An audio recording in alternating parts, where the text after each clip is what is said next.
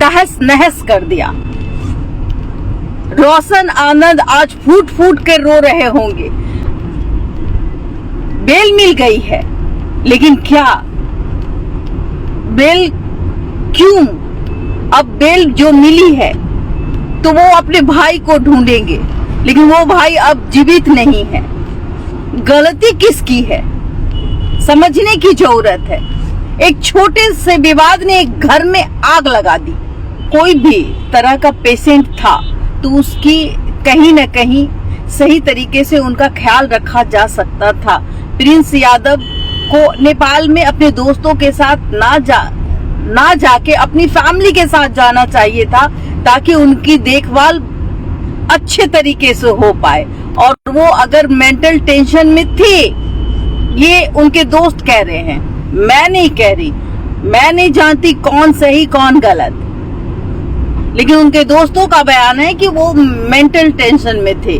तो 5 दिन तक वो 5 दिन पहले जीवित कैसे थे? और अगर वो पिल्स ले रहे थे, कोई भी दवा ले रहे थे, तो जाहिर सी बात है अगर वो टेंशन था तो उनकी फैमिली को क्यों नहीं अवगत कराया गया?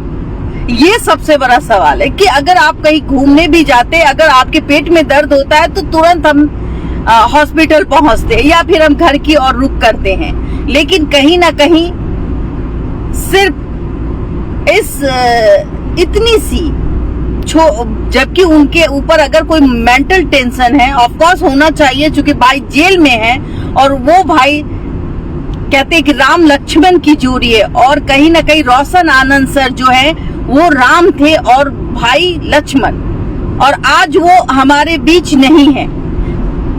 बच्चों के भविष्य और बच्चों को सही दिशा दिखाने वाला आज जेल में कई दिनों से था। आज बेल हुई है, लेकिन बेल इस बेल को आप किस तरीके से देखते हैं? जरा सोचिए कि एक गरीब किसान का बेटा 2014 में उसने बहुत संघर्ष किया। 2014 में कभी वो कहते थे कि मैं नून रोटी खाकर अपने जीवन को व्यतीत करता था, और जब उनकी ख्वाहिश तब पूरी हुई जब उन्होंने शिक्षक बनकर बच्चों को शिक्षा देने की एक मुहिम ठानी।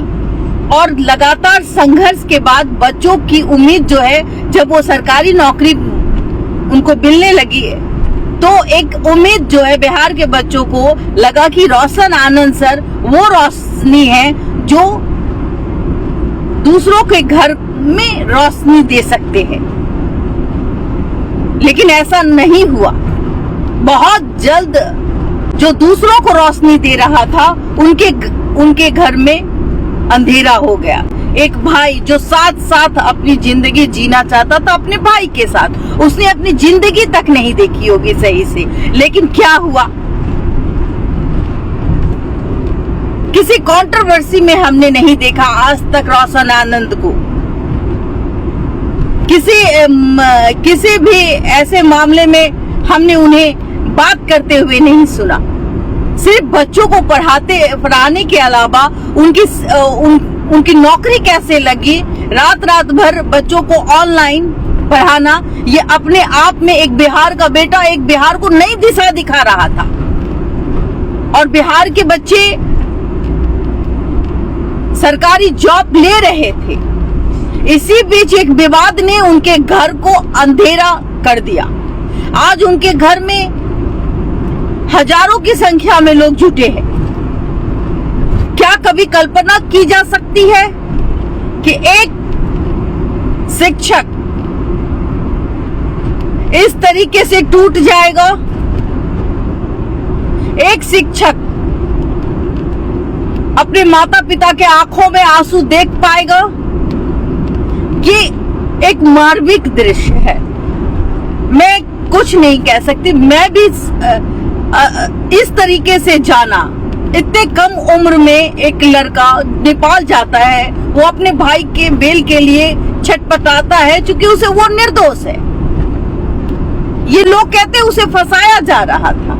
घटना कैसे घटी सभी ने देखा, क्यों घटी ये भी देखा, लेकिन जाहिर सी बात है कि आखिरकार आग किसके घर लगी? Of course Roshan Anand sir के घर। एक गरीब का बेटा, किसान का बेटा दूसरों की उम्मीद को जगाता है, दूसरों को अप्रिशिएट करता है, और आज वो दुख की घड़ी में है।